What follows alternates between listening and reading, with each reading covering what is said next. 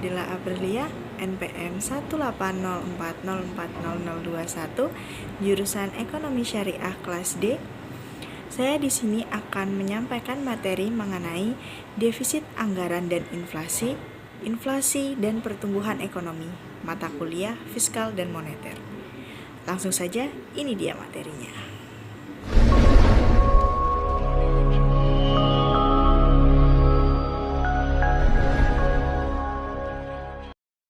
Materi yang pertama yaitu defisit anggaran dan inflasi. Defisit anggaran adalah selisih antara seluruh penerimaan di luar pinjaman dengan total pengeluaran. Menurut Baru, defisit dapat disebabkan oleh upaya pemerintah dalam mempercepat pertumbuhan ekonomi, rendahnya daya beli masyarakat, pemerataan pendapatan masyarakat, melemahnya nilai tukar rupiah, pengeluaran akibat krisis ekonomi, realisasi yang menyimpang dari rencana, serta pengeluaran karena inflasi. Rendahnya daya beli masyarakat. Masyarakat di negara berkembang, contohnya seperti Indonesia, yang mempunyai pendapatan per kapita rendah, tentu memiliki daya beli masyarakat yang rendah pula. Sedangkan barang dan jasa yang dibutuhkan memiliki harga yang tinggi karena memiliki komposisi barang-barang impor. Kemudian, sehingga masyarakat dengan pendapatan rendah tidak akan membeli barang atau jasa tersebut. Akibatnya, masyarakat berpenghasilan rendah akan terpuruk. Oleh karena itu, pemerintah memerlukan pengeluaran untuk mensubsidi barang-barang tersebut agar masyarakat miskin bisa ikut menikmati. Pemerataan pendapatan masyarakat. Pengeluaran ekstra dibutuhkan guna dalam rangka menunjang pemerataan di seluruh wilayah Indonesia. Karena negara Indonesia memiliki wilayah yang sangat luas, sehingga kemajuan di setiap daerah itu berbeda-beda. Hal tersebut membuat pemerintah Indonesia harus mengeluarkan biaya ekstra agar wilayah-wilayah terpencil dapat terjangkau dan ikut menikmati hasil pembangunan yang tidak jauh berbeda dengan wilayah yang lebih maju. Kemudian, melemahnya nilai tukar rupiah. Hal ini disebabkan karena nilai pinjam yang dilakukan Indonesia terhadap negara asing dihitung menggunakan valuta asing. Sedangkan pembiayaan cicilan pokok dan bunga pinjaman dihitung dengan nilai mata uang rupiah. Apabila nilai tukar rupiah menurun terhadap mata uang dolar Amerika Serikat, maka biaya yang akan dibayarkan juga akan membengkak. Penyebab dari terjadinya defisit negara yang selanjutnya yaitu pengeluaran akibat krisis ekonomi. Krisis ekonomi Indonesia yang terjadi tahun 1997 mengakibatkan meningkatnya pengangguran dari 34,5 juta orang pada tahun 1996 menjadi 47,9 juta orang pada tahun 1999. Sektor-sektor ekonomi menurut sebagai dampak dari krisis tersebut, salah satunya menurunnya penerimaan pajak. Padahal negara harus bertanggung jawab meningkatkan daya beli masyarakat. Hal tersebut mengakibatkan negara terpaksa mengeluarkan dana ekstra untuk program-program kemiskinan dan pemberdayaan masyarakat, terutama di wilayah pedesaan. Realisasi yang menyimpang dari rencana. Apabila realisasi penerimaan negara tidak tepat sasaran dengan yang telah direncanakan, maka beberapa kegiatan, proyek, atau program harus dipotong.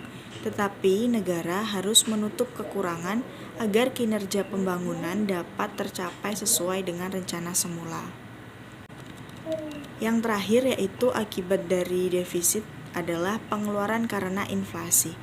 Apabila terjadi inflasi dengan adanya kenaikan harga-harga bahan pokok, berarti pembangunan program juga akan meningkat. Sedangkan anggarannya tetap sama.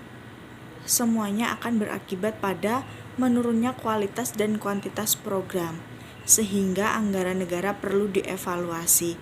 Jika itu terjadi, negara terpaksa akan mengeluarkan biaya untuk eskalasi dalam rangka menambah standar harga bahan-bahan tersebut.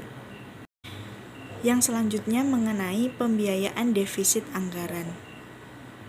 Inflasi dapat mendatangkan masalah bagi anggaran negara, dan sebaliknya, anggaran negara yang ekspansif dapat mengakibatkan timbulnya inflasi. Dengan inflasi mengakibatkan pengurangan penerimaan real di satu pihak, tetapi justru menambah pengeluaran di pihak lain, dan semuanya itu akan memperburuk posisi defisit anggaran negara. Pembiayaan defisit anggaran negara dari sisi penerimaan dan pengeluaran. Yang pertama yaitu sisi penerimaan. Yang dilakukan pertama adalah meminjam dari perbankan dalam negeri, kemudian meminjam dari non-perbankan dalam negeri atau melalui masyarakat dengan cara menerbitkan obligasi, kemudian meminjam dari pihak luar negeri, meningkatkan penerimaan pajak, dan yang terakhir mencetak uang. Dari sisi pengeluaran, yaitu mengurangi subsidi, menghemat pada setiap pengeluaran, baik pengeluaran rutin maupun pembangunan. Yang ketiga, menseleksi sebagian pengeluaran-pengeluaran pembangunan. Dan yang terakhir, mengurangi pengeluaran program-program yang tidak produktif dan tidak efisien. Hubungan antara defisit anggaran dan inflasi.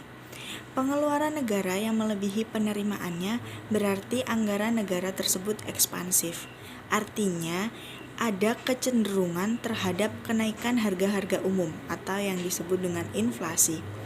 Hal tersebut dikarenakan pengeluaran negara yang digunakan untuk pembangunan proyek-proyek dengan biaya besar dan dalam jangka waktu yang lama.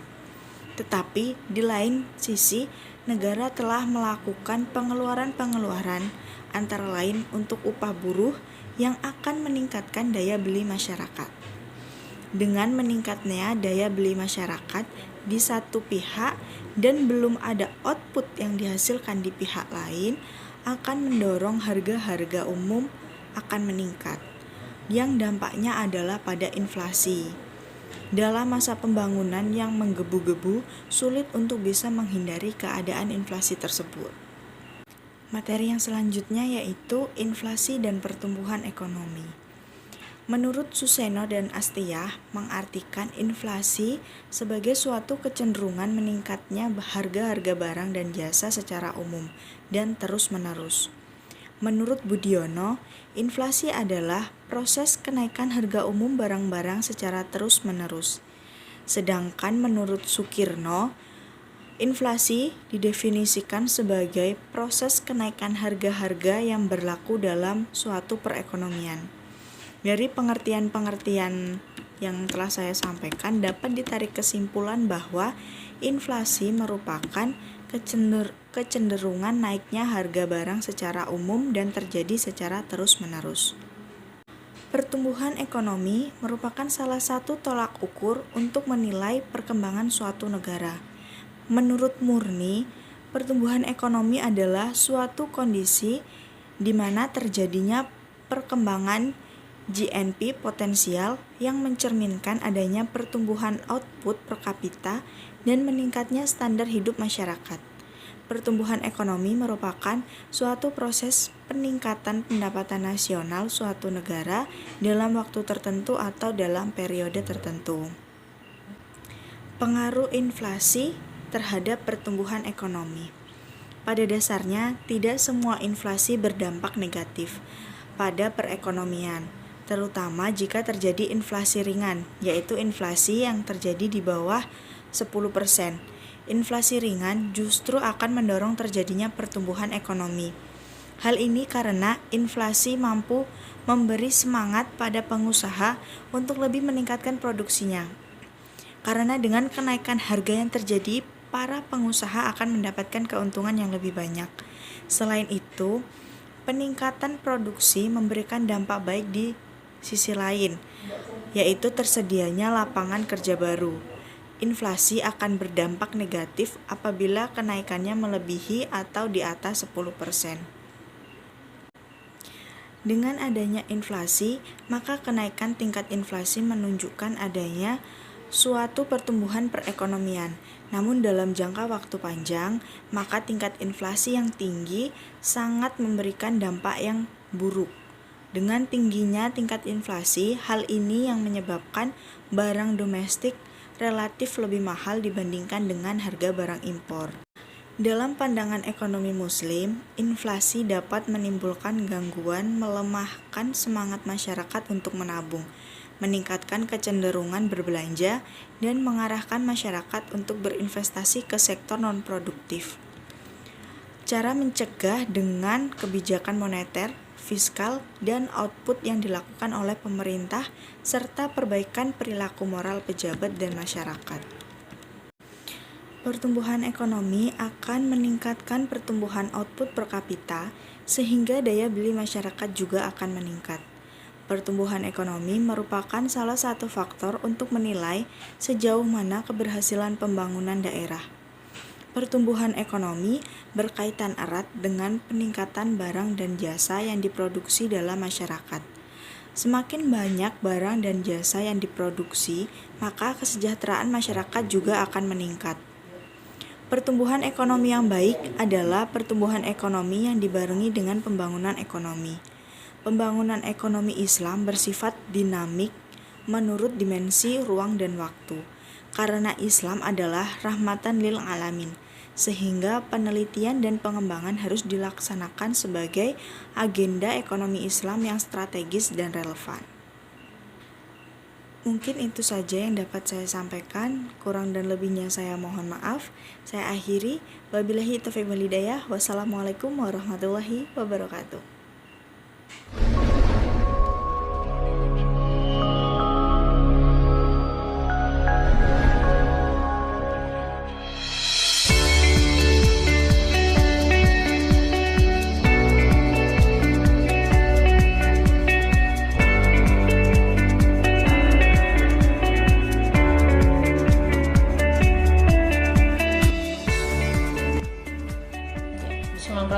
Assalamualaikum warahmatullahi wabarakatuh. Nama saya Dr. Widyanin Siana M.Hum, Dekan Fakultas Ekonomi dan Bisnis Islam IAIN Metro.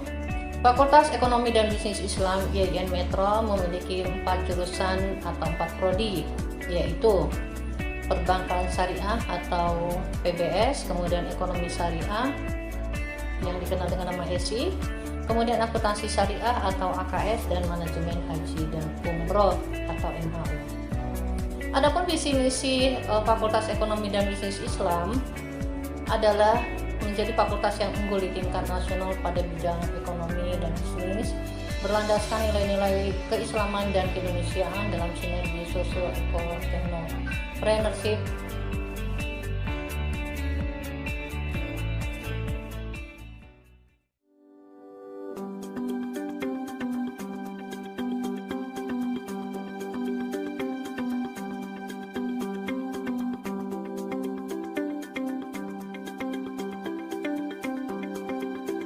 Assalamualaikum warahmatullahi wabarakatuh.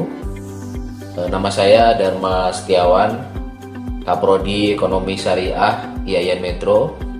Visi Prodi S1 Ekonomi Syariah IAIN Metro adalah menjadi program studi yang unggul di tingkat nasional dalam sinergi socio-ekoteknopreneurship berlandaskan nilai-nilai keislaman dan keindonesiaan pada tahun 2024.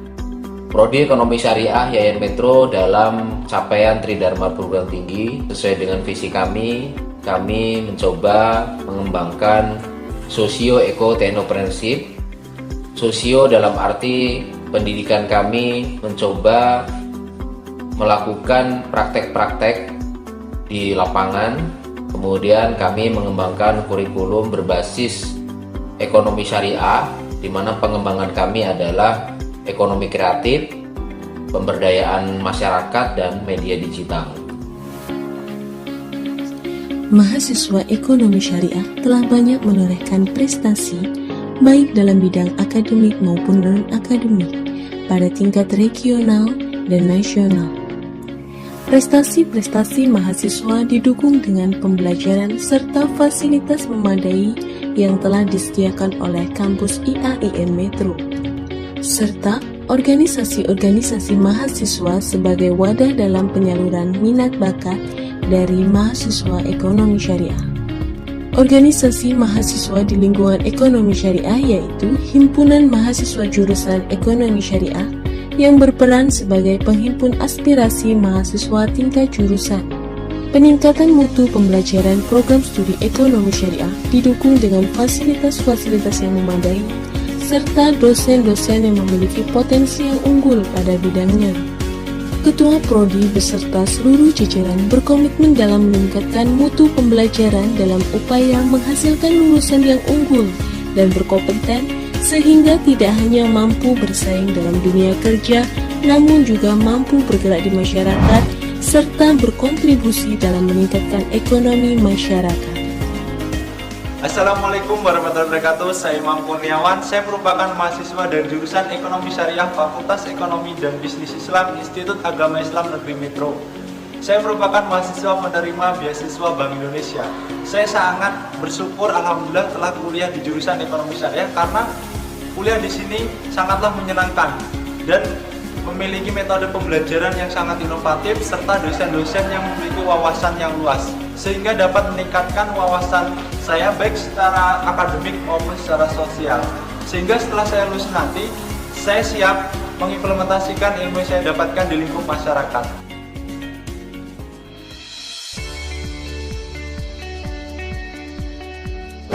Sistem pembelajaran program studi ekonomi syariah selama pandemi COVID-19 menggunakan sistem online, menggunakan aplikasi e-learning dan aplikasi lainnya guna memudahkan proses pembelajaran.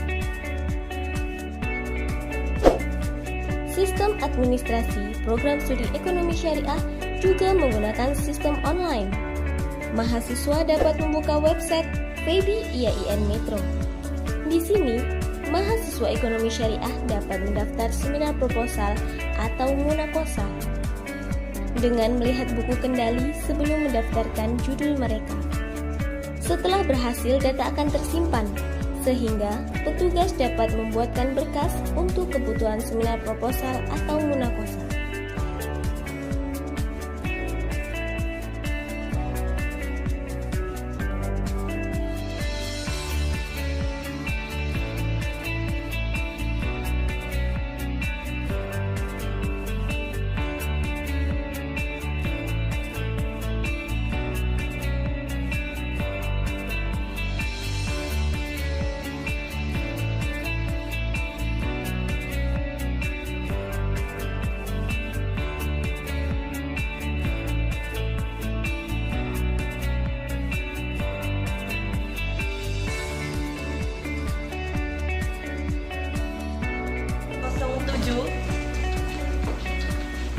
Assalamualaikum, dengan saya Puspa, ada yang bisa saya bantu? Waalaikumsalam.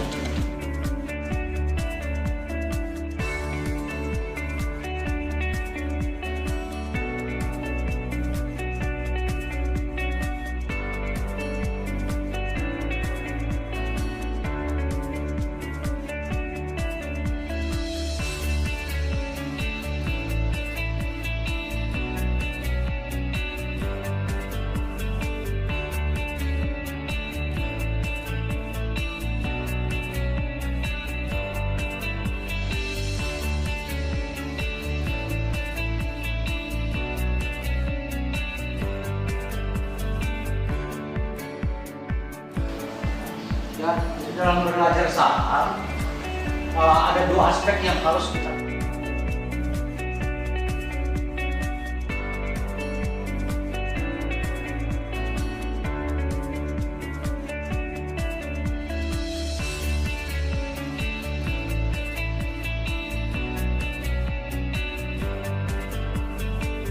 Saya Yudi Prastio, alumni Ekonomi Syariah, berkiprah sebagai animator dengan subscriber 1 juta. Saya Najib Fajar, alumni Ekonomi Syariah IAIN Metro, berkiprah di dunia industri kreatif sebagai ilustrator dan komik artis. Saya bangga menjadi alumni Ekonomi Syariah IAIN Metro. Saya Mustika Edi Santosa, alumni Ekonomi Syariah IAIN Metro. Saat ini berkiprah sebagai penggerak ekonomi kreatif di Pasar Desa Mulia Pelangi, Payuni, dan sedang melanjutkan studi S2 di program studi Ekonomi Syariah Pasca Sarjana IAIN Metro. Saya Amino alumni Ekonomi Syariah YIN Metro saat ini menjadi Direktur Utama BPRS Metro Madani. Kenalkan, nama saya Asyawati. Saya alumni Prodi Ekonomi Syariah di YIN Metro tahun 2015. Saat ini saya bekerja sebagai dosen perbankan syariah di YIN Surakarta. Pengertian jurusan program studi ekonomi syariah seperti Pasar Yosomulyo Pelangi atau yang dikenal sebagai Pasar Payuni,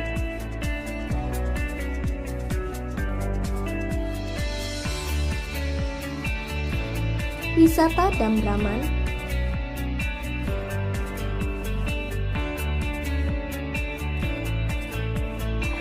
kita memanen lebah trigona, Kampung Lebah Trigona,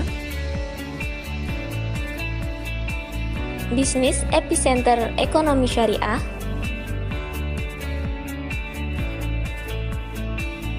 dan bank sampah.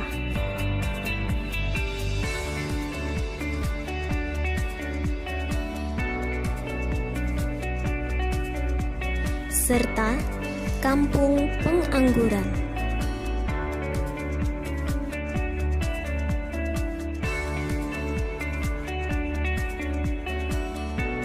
Harapan saya selaku Kaprodi S1 Ekonomi Syariah YIN Metro, kami optimis pemberdayaan ekonomi masyarakat, 16 subsektor ekonomi kreatif, dan bagaimana pengembangan media digital dalam rangka mendukung visi misi YIN Metro dalam capaian sosio-eko-teknopreneurship.